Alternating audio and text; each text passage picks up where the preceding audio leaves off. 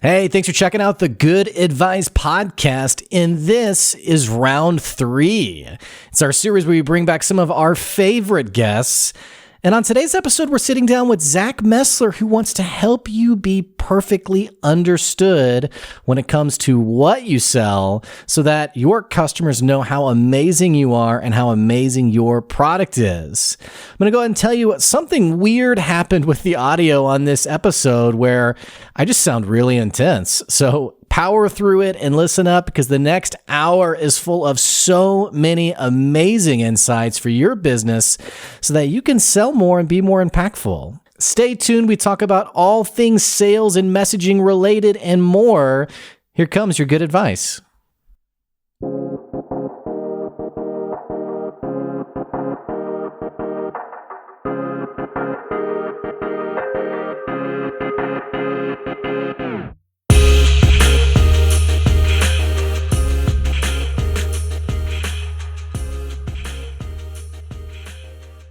Hey, welcome back to another episode of the Good Advice Podcast. And this is round 3.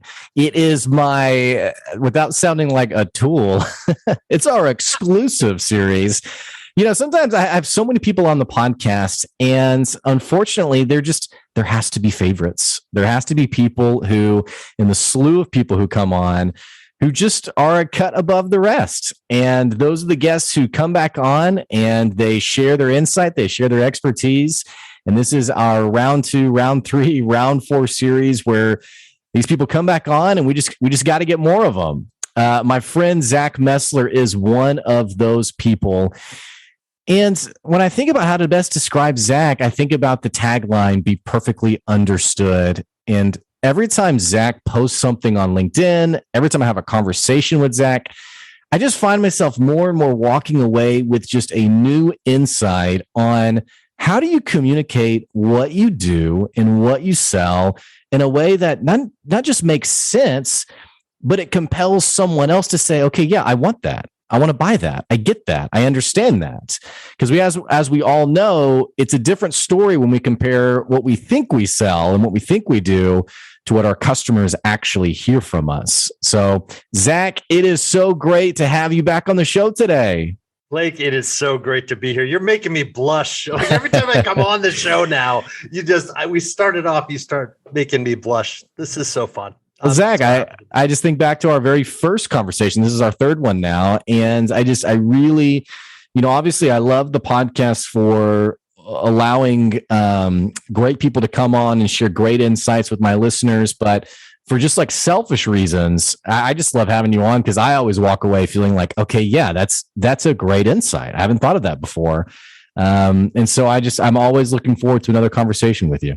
Oh, that's fantastic. Hopefully I'll deliver again today. We'll see. Well, what's new with you, man? What's going on? I mean, we're into 2022.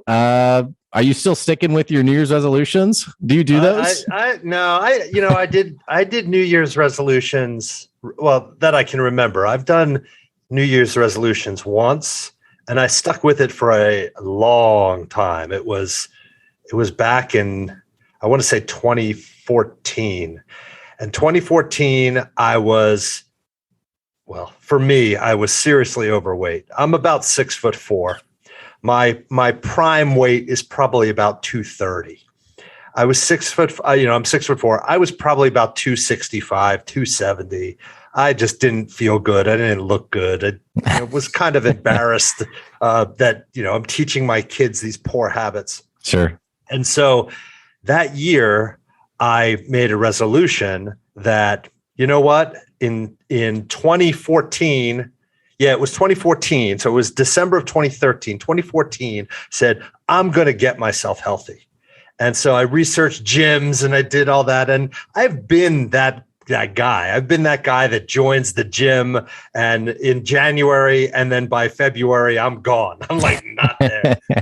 But I found this gym that I liked. It was high intensity interval training. It was all based on data. I am super hyper competitive in any type of sport. And I treated it like a sport. Your heart rate was up on the board. You go and you're on the treadmill or on the rower, and your heart rate's there, and you see the calories you're burning. And I'm competing with everybody. And I just said, I'm going to do this one thing and I'm not going to stop. I'm just going to commit to going twice a week. And that's it. I'm not changing anything else. And I did it. And that year I lost 35 pounds. I lost 4 or 5 inches on my waist. And I stuck with that until COVID hit. And once COVID hit, then I quit. I wasn't going to the gym, and now I'm not quite back where I was. But we're actually talking about buying a rower. I'm going to buy a rower and do stuff here.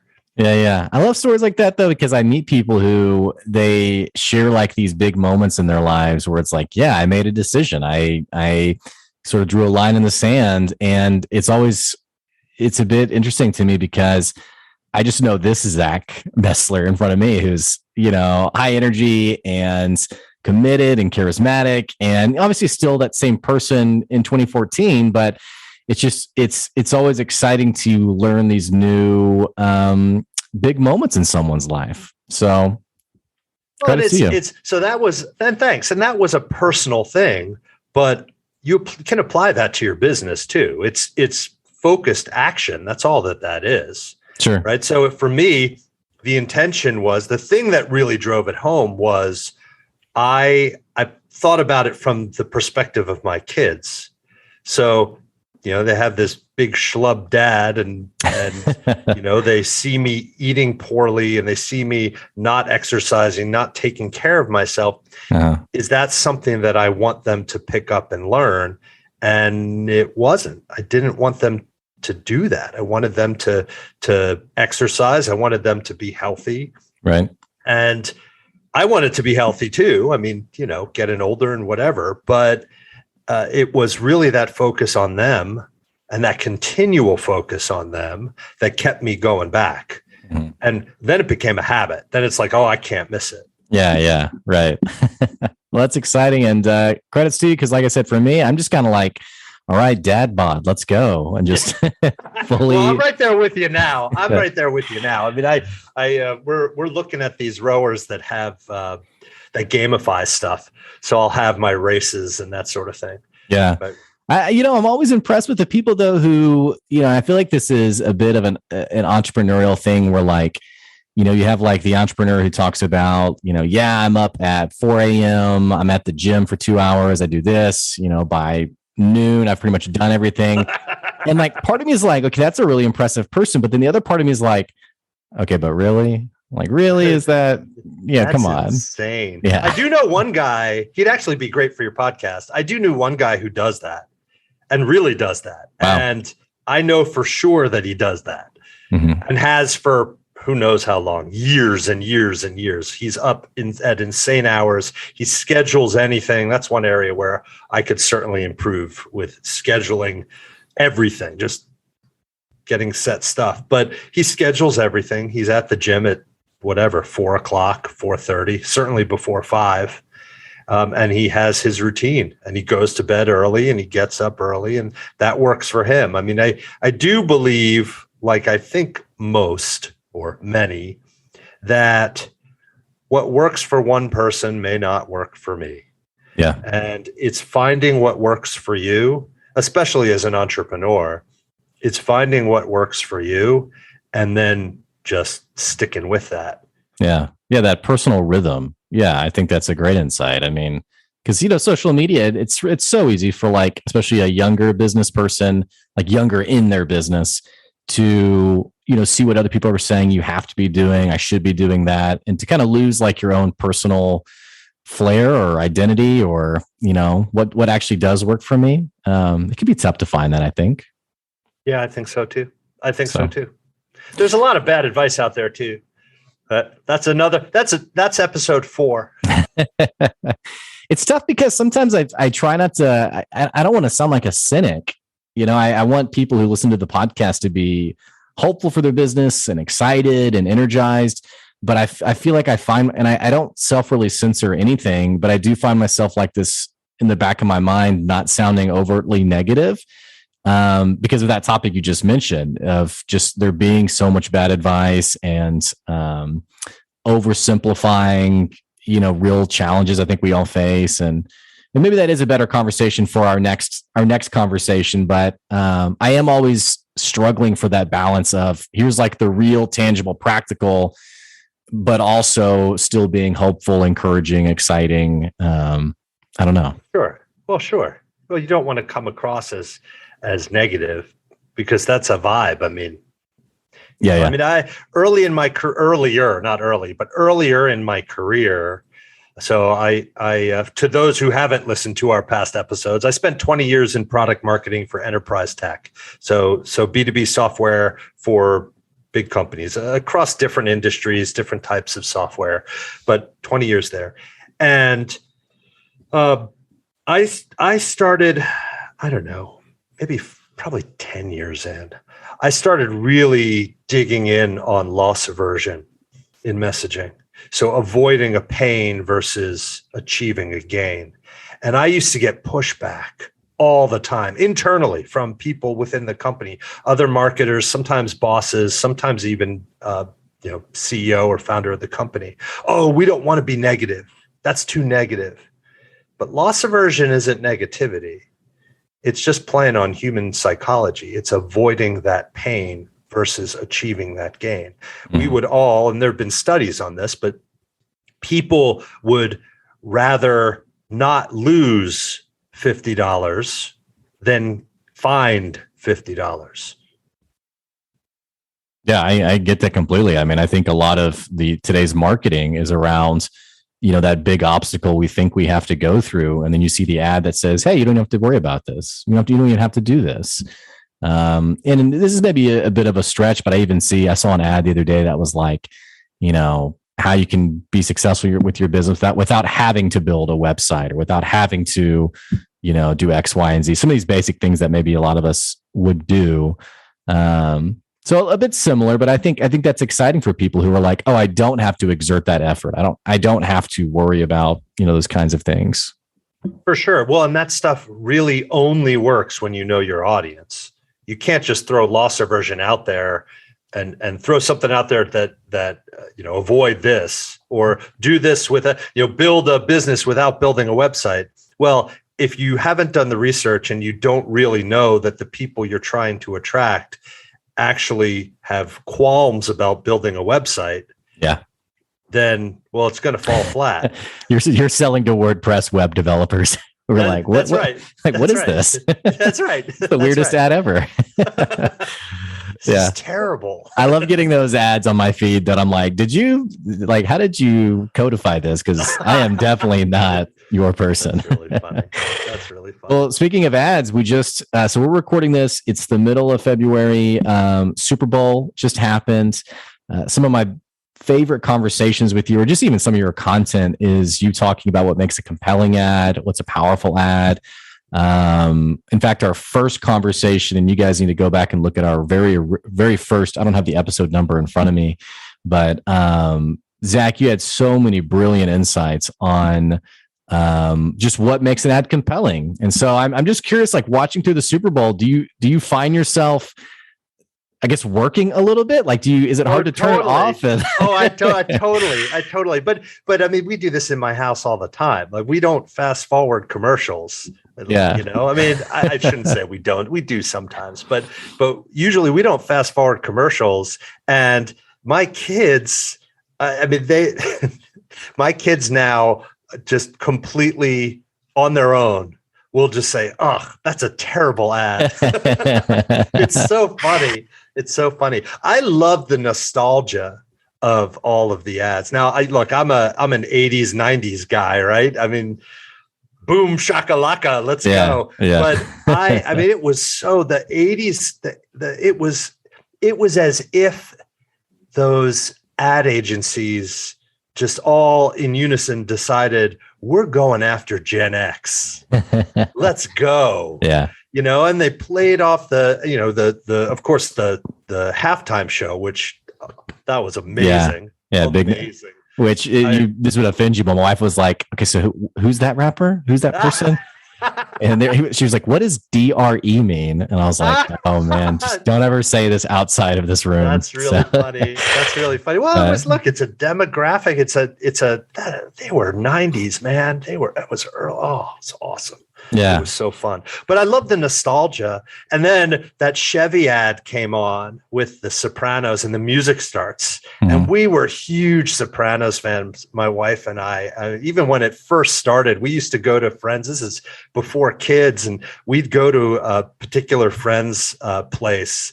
They lived near us for Soprano watch parties. Yeah. It was in the days way before Netflix or any of that. It was just on HBO, and it was on, I don't remember. I want to say Sundays at 9 or something like that. So we'd go there, and my friend Vince, and Vince is first generation American, Italian American.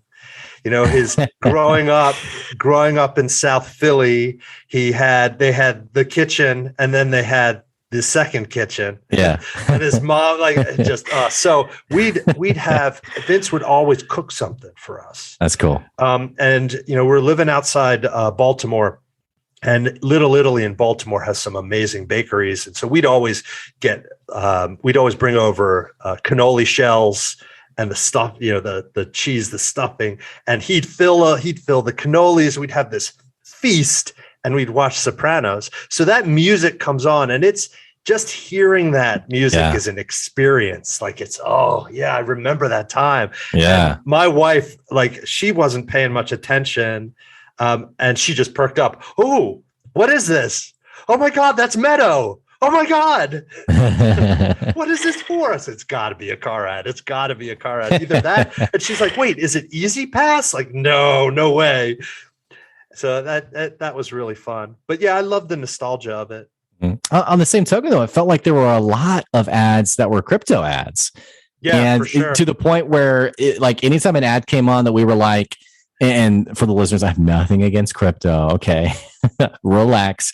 But anytime a weird ad came on, we were like, okay, what's this? We were at a watch party with some friends, a neighbor of mine, and be like, it's going to be crypto. It's got to be crypto. Any vague, ambiguous, okay, what's going on here? It's going to be crypto. And sure enough, it was almost a game we were playing. Was like, is it a crypto ad or? That's and so really funny. Well, that Coinbase ad was amazing.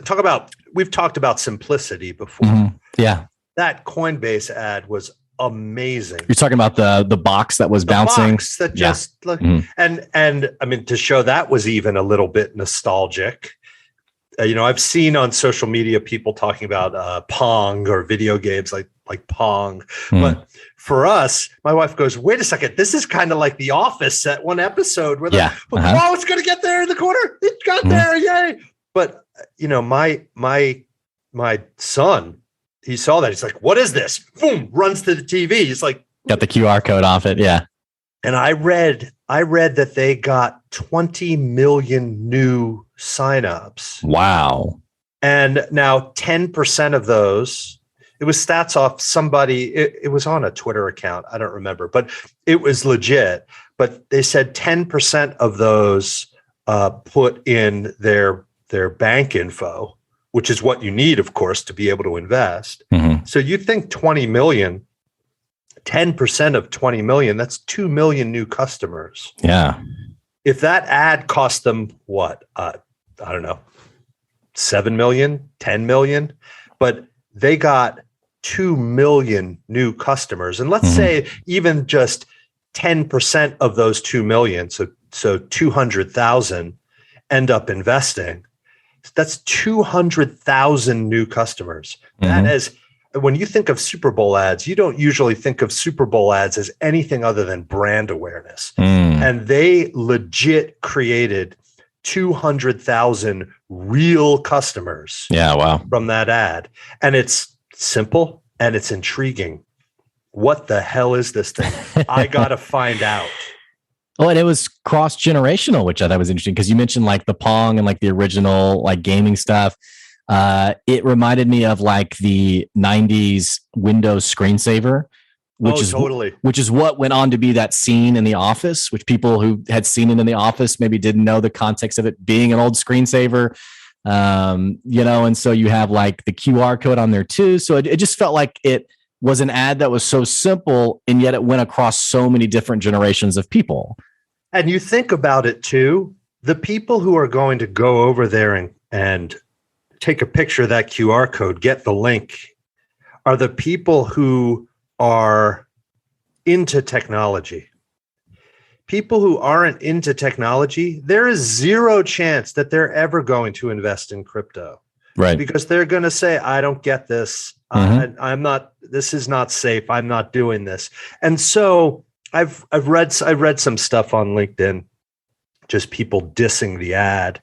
Like, oh, it was terrible. Like, I didn't do it. How many people? It was too far away. I'm not like, that's great. You weren't the audience.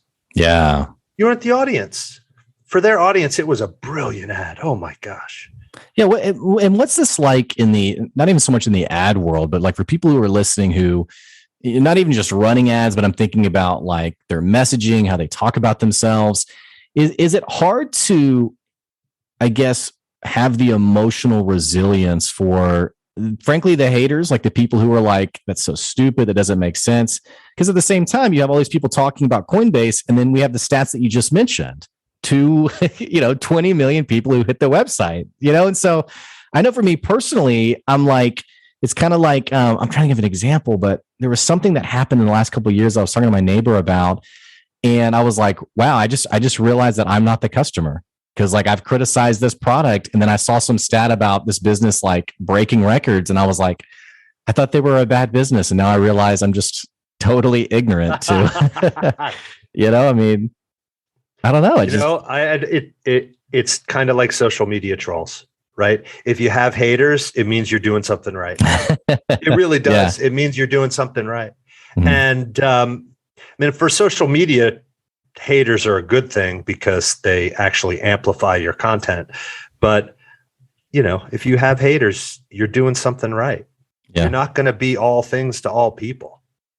And I think that's a great insight too, because I think a lot of younger business owners, and again, I'm talking about like new to running their business, it's hard, like when you look at the pie, to not want every piece. Or, and really a lot of like conversations in the entrepreneurial world are very aspirational.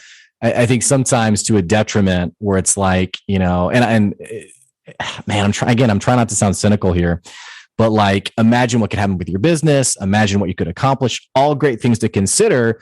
But then what happens is the aspiring entrepreneur looks at that whole piece of pie, the whole pie, and says, yeah, I want the whole thing, rather than recognizing the power of, niche and specializing and who is my audience.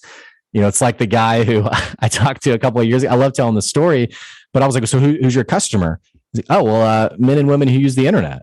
I was like, oh my gosh, okay, that's 6 billion people. So it just makes it harder. And it's counterintuitive, but it makes it harder when you're going after more people, because it's tougher to speak to them. Mm-hmm. You have to speak in generalities then. And you're not going to attract everybody because everybody's different. Right. And so it's finding those communities or those groups, those segments of people, of potential customers that fit a certain profile. And then it's easier to talk to them. Mm-hmm. I had this problem with my business. I still do. I mean, I've been going at this myself. It's almost 5 years. And I when I started out, it was like, well, what I do, and I still say this because it's true, but what I do is foundational. It works with anything. And it does.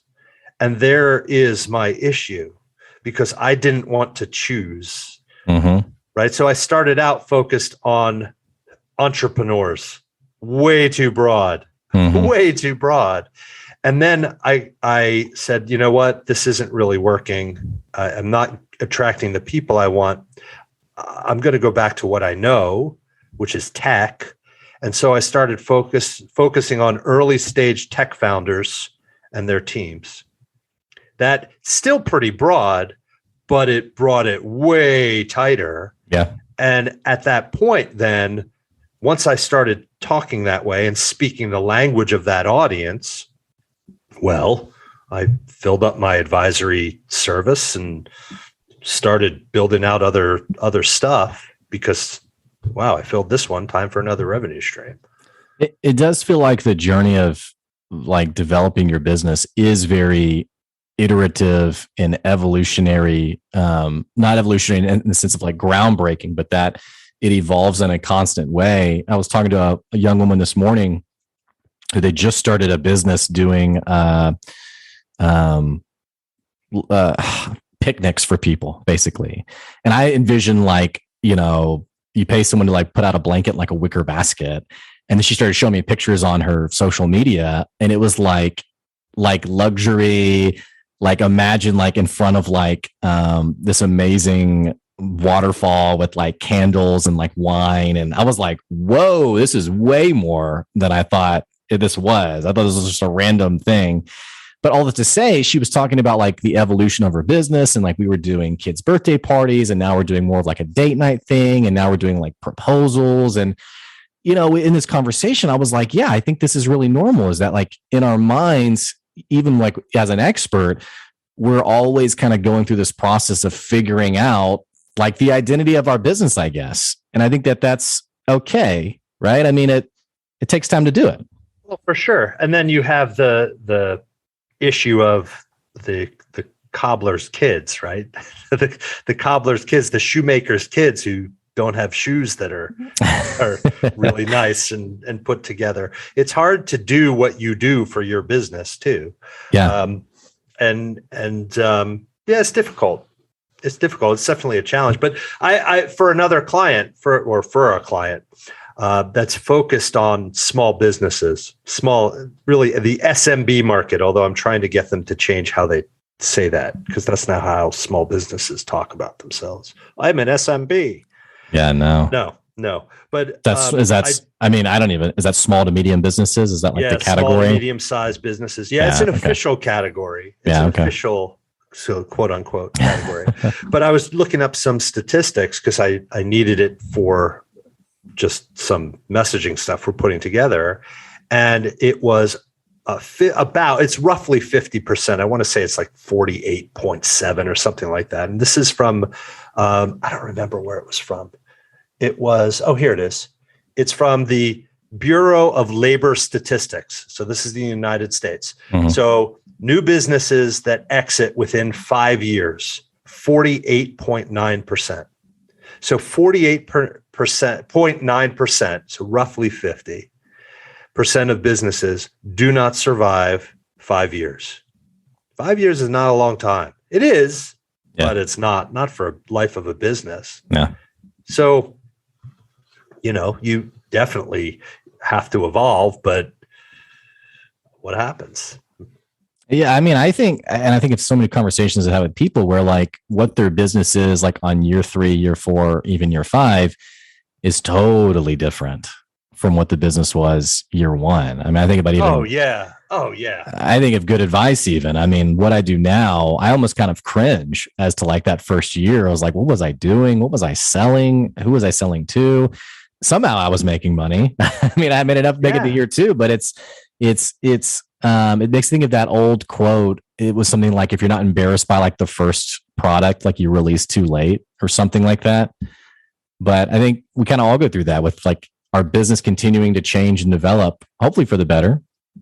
For sure. Oh, like when I started out doing content creation because I knew how to do it. And I mean, I'm good at it. I'm fast at it. I'm good at it. And what happened was I had, within probably the first 6 months, I had too many clients. And the second half of that first year, I was going out of my mind.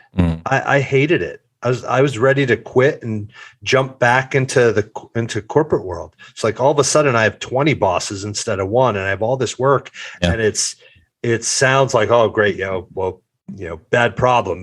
You have too much work, but I was just working too much, and I was starting to hate writing because I wasn't doing it for me. So I just quit.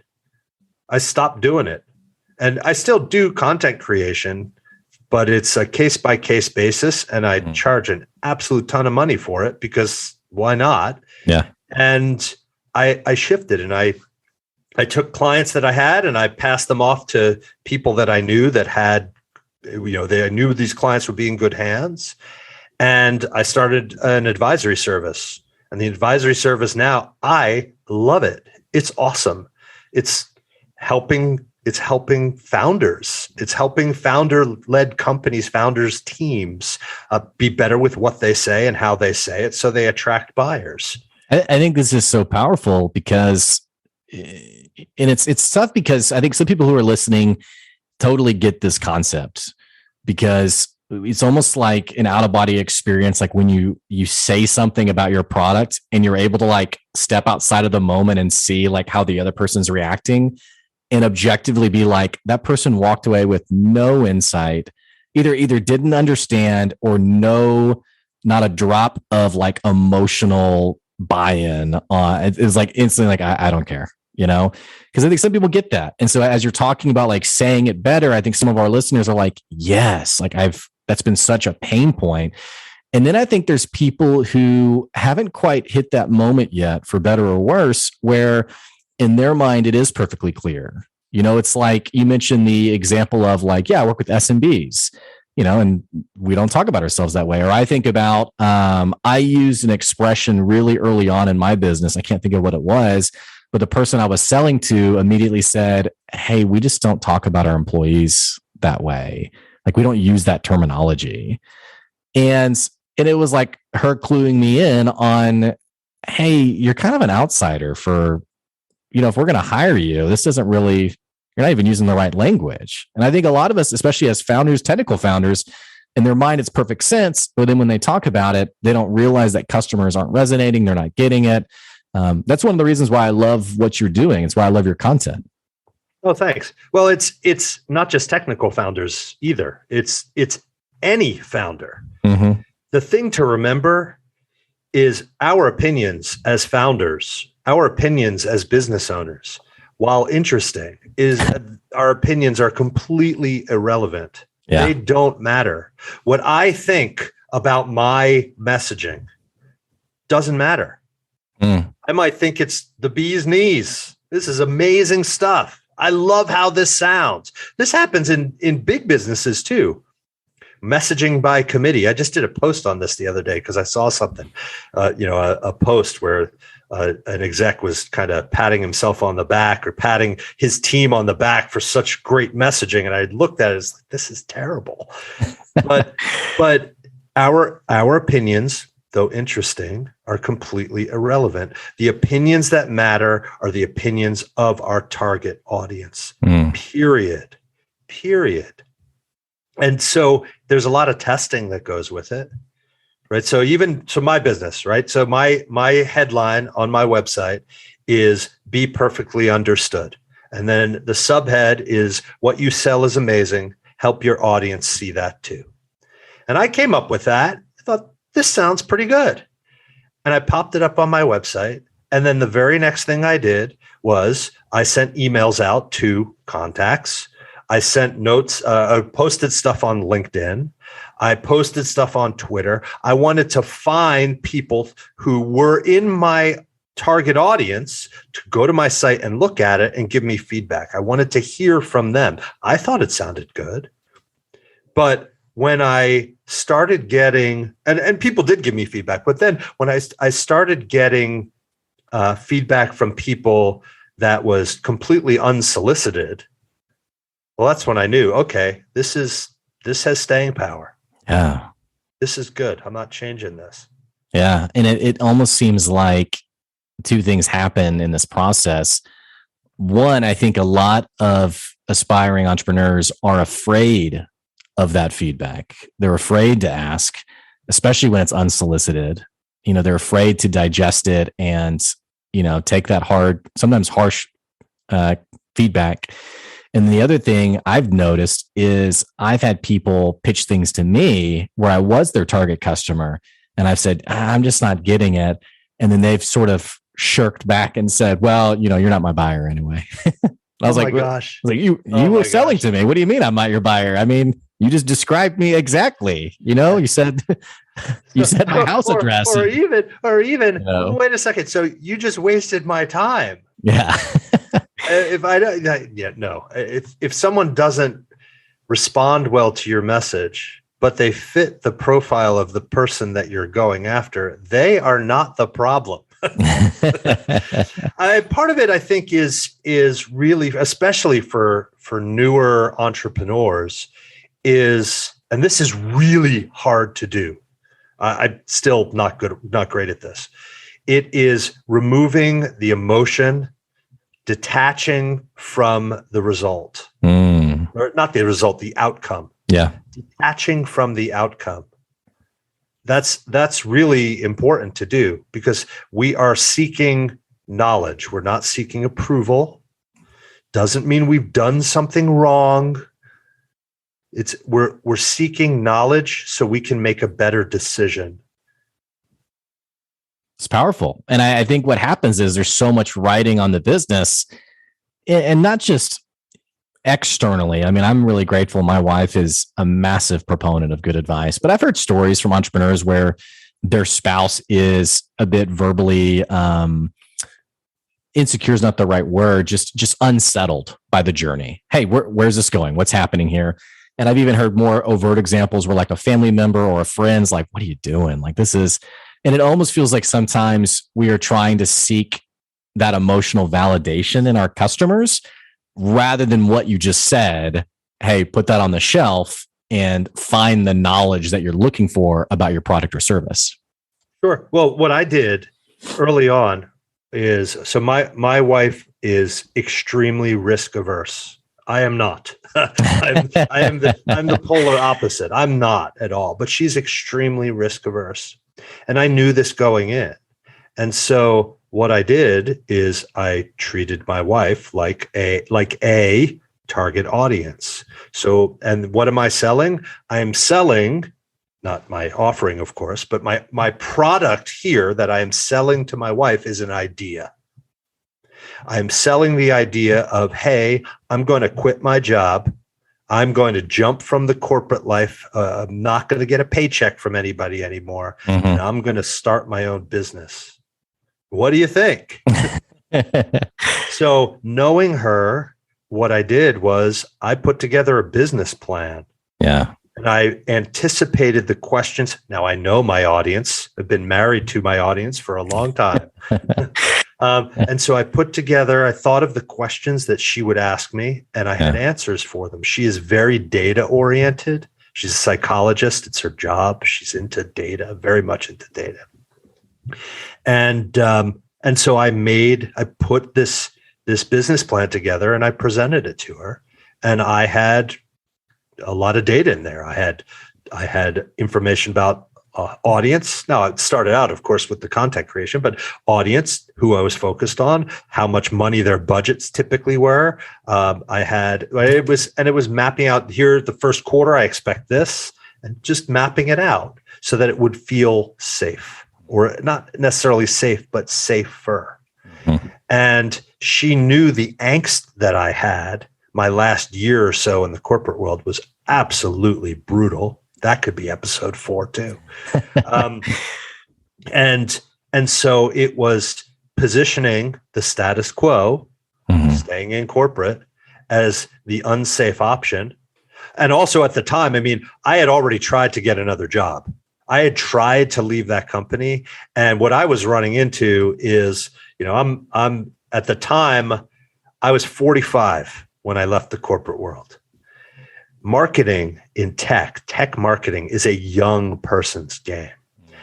I had the good fortune of having a mentor who I reported to for a decade. He was amazing. His name's Rob Pepper. He's the best leader I have ever experienced, ever had the chance to learn from and work with. He's just incredible. And I learned a ton from him. And I'm grateful for all of that time. The downside is Rob was always the CMO. Rob was always the VP of marketing. I was always the right-hand person. And so that opportunity to have a seat at the executive table passed me by. Yeah. Because when you're 40-something in tech marketing and the highest title you've ever had is a director, you're not getting a shot. It's not happening. Sure. And so I was going out looking for jobs because I was miserable, and I got and maybe it was me just not bringing up salary early enough, which is probably it. But I had companies that wanted to hire me. They were so into me, and we were $40,000, $50,000, $60,000 apart. You can't fix that. Like they're not willing to pay that. It's like, can't pay that. Yeah. So it was not safe to stay. So while it sounds like this isn't a messaging thing, it is a messaging thing. It's positioning and messaging. I'm positioning staying in the corporate world to my wife as this is not safe. I have to stay at this company, or I have to take a dramatically lower salary, or I can bet on me. Here's all the data. Here are all the numbers. Here's what I think is going to happen. And that first year, maybe first 2 years, we'd meet regularly and I'd update her. Here's where we are, because I wanted her to feel good. And over time, those just went away. And now she doesn't even worry about it. She's like she does not worry at all. There is no worry. Yeah. I just signed the single largest contract in the history of my business. And it was, it's great. It's great. I mean, great moment, man. Congrats. It's gotta feel good. Really good. Really good. I mean, it's like, we're talking like 50% in one shot for not a long period of time. It's 50% it's more than 50%. It's more than 50% of what my gross salary was my last year in corporate. Yeah.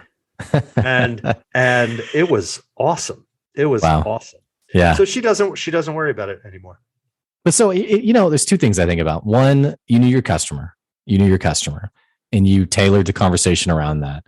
And a lot of the people who are listening right now are afraid of getting in front of the customer. And it's kind of a weird way to put it, because the fearfulness, I don't think it's actually that accurate that a lot of them are afraid to get in front of a customer. I think that we're just not as willing to hear what customers think to then shape our messaging.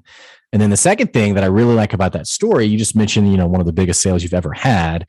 It's year 5 of your business. A friend of mine, she just celebrated year 5 of her business. And just this last year, her biggest sale ever, 5 figures, just amazing. I have a verbal commitment, hasn't signed yet, but my biggest sale ever as well this past month. There's something that I keep hearing on the podcast from guests like you, and I've been calling it the 10-year game. It's just the journey of entrepreneurship in like the slow momentum that builds up to these big payoff moments. How have you stayed patient these last 5 years? I mean, it's got to feel great, man. Year 5, this big deal, but it's also 5 years, So like, how have you stayed patient, stayed at it? This is an easy question. I love what I do. I love what I do. It's so fun. It's so fun. I can be in the worst mood, right? So you see me high energy, like real positive. I mean, I have always run on emotion, always the ups, the downs. As I've matured, I've certainly gotten more in control of my emotion. But when we first met, my wife had a song for me, and this is, you'll see, you're listening to this, you'll hear my gray hair. But there was a Billy Joel song called "I Don't Know Why I Go to Extremes." and the lyric is, I don't know why I go to extremes. Maybe always too high or too low. I don't remember. But it's like he's singing about being I'm too high or I'm too low. I'm just always all over the place. And so, I can be in the lowest of low moods. And I get on a sounding board session. Sounding board's my advisory service. I get on a sounding board session and I get I get off of that session. We finish up the session, Mm-hmm. and it does not matter what we have talked about. It doesn't matter who the client is. I am on cloud nine. It is so fun. It's so fun. So that's really it. I Mm-hmm. love what I do. It's super fun. And I found my calling. What can I say? I think it's great advice because I see a lot of people ask this question of, hey, I have some disposable income. I wanna do a side hustle. What should I do? And I just find myself coming back to, there has to be some element of passion in it. There has to be some element of enjoyment. Otherwise, it's not going to carry you through those low moments. No, that's absolutely right. You have to love it. Hmm. You have to love it. Yeah. Otherwise, it's a chore. Yeah. It's another job. And yeah, that's exactly right. It's a chore. Yeah. Do we have time? I want to talk about one more thing. Yeah, we got time. Go for it. Great. Awesome. You talked about I wish we could hit rewind and go back and listen to it. Let's play that back. Yeah, that's right. You were talking about new entrepreneurs and how they want to talk about their product or their offering, their service. Yeah. And I want to bring it back to that top level message, right? The thing that goes on your website. We were talking about be perfectly understood, right? Mm-hmm. I think a huge mistake, a common mistake that especially early stage entrepreneurs, early stage founders make is they believe, the mistake is not believing. They believe in their product, in their offering. So I use product interchangeably, as you know, Blake, but totally. To people listening, product to me, it's a product, it's a service, right? It's an offering. What you're selling. It can be an idea even. It's a product. It goes back to product marketing, I guess. So you believe that your product is amazing, and it is in your gut. When you're a new entrepreneur, especially, this is amazing. Oh, people are going to line up. This is so great. So what do? You talk about it, and you pop it front on center on your website. You build content or build stuff that's all about your product and how incredible it is. And nothing happens. Yeah. And nothing happens because you are not your audience. Nobody gives a crap about your product. Yeah. Until they do. Right. And so that is the biggest mistake that early stage founders, early stage entrepreneurs make, in my opinion, is they take their own perspective and apply it to their message. Instead, what they can do, and I would argue should do, is flip the message. That top level message is not about you. It's not about your product. Mm-hmm. It's about your audience. It's about what your audience wants to achieve. Now, in parentheses for you, it's with your product, right? Right. Yeah. But it goes back to what I call the first rule of product messaging. First rule of product messaging, you don't talk about your product. You do. Yeah. You do talk about your product, but you don't talk about your product. Yeah. So it's the means, right? It's the means that's right. Getting them whatever. Sorry, go ahead. No, you're absolutely right. You're absolutely right. So going back to my website, be perfectly understood. What you do is amazing. Help your audience see that too. I could, on the very top of my website, and if I was an early entrepreneur, like 98% of them, this is probably what I'd do. Messaging and positioning mentor for founders and their teams. It's true. Mm-hmm. It's what I do. I help you attract buyers. It's true. It's what I do. But what's the problem with it? This is counterintuitive. It's about me. Right. No one gives a crap about me. Yeah. Until or unless they do. So anyone looking for that messaging and positioning mentor, somebody specifically looking to attract buyers, might stumble upon me, and that may speak to them. Mm-hmm.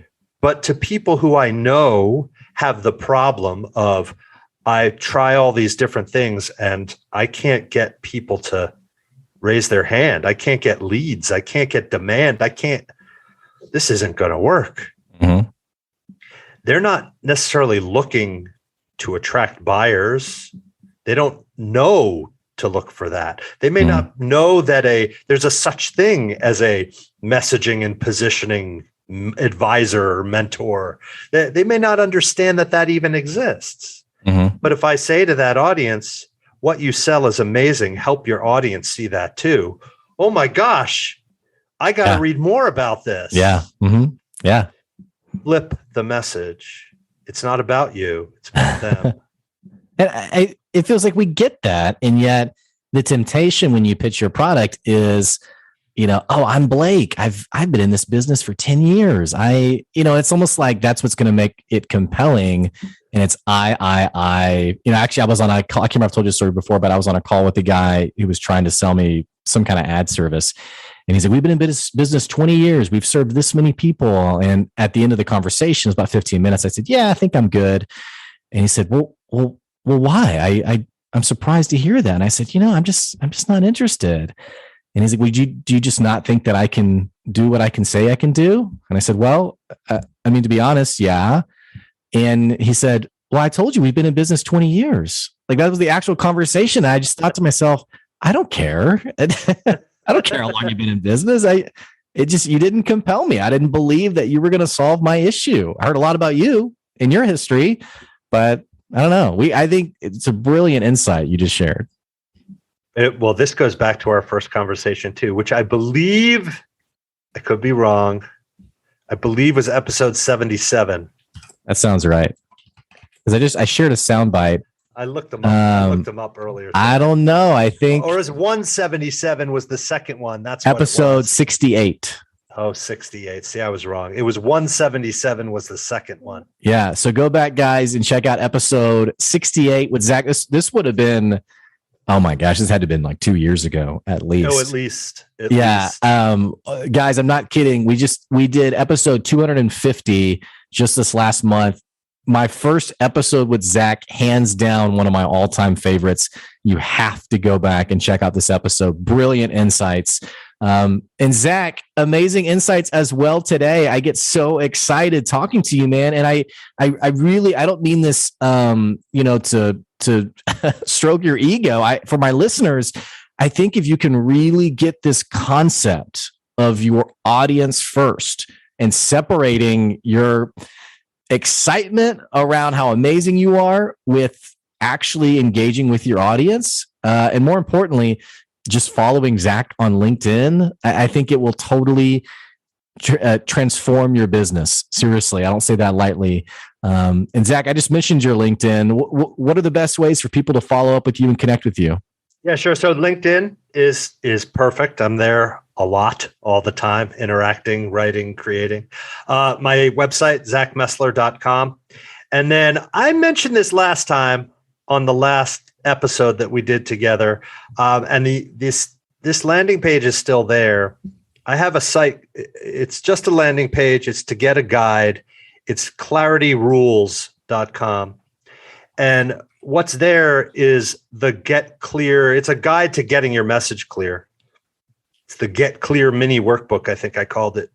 Always loved your branding, by the way. Zach. Thanks, man. I love the colors and I love the lightning bolt. Sorry. It's super intentional. It's super intentional. Sorry, go ahead though. So it's the Get Clear mini workbook is to help you get crystal clear with a message. That's really the first step to getting a message that attracts real buyers. Mm-hmm. No, it's great. I'll make sure I put that in the episode description below. Zach, always amazing having you on. I'm excited for the next time. And I just appreciate you making the time to join us today, share some of your best advice. So thank you. Well, thanks for having me, Blake. I will come back anytime. I dig chatting with you too. Of course. Hey, for our listeners, I cannot tell you enough. You got to check out clarityrules.com. Go to zachmessler.com and be sure to check out Zach on LinkedIn. He's posting actively. He's not posting random fluff. He's posting real, practical, tangible advice. Again, when I see his posts, I'm like, yes, that makes so much sense. I'll put the link to his LinkedIn also in the episode description below. And hey, if you like the podcast, if you enjoy the podcast, What the heck are you waiting on? Click the subscribe button, click the follow button so we can keep bringing you good advice wherever you are. And don't forget, you can actually support the podcast on our Patreon. That's at patreon.com/good advice. If you want to promote the podcast and continue helping us bring amazing guests like Zach on, you can do that for as little as the price of a cup of coffee. Again, that's on our Patreon at patreon.com/good advice. Hey, it's an amazing episode. I'm excited to hear what you do with it. Thanks for listening. And that's today's good advice. We'll see you.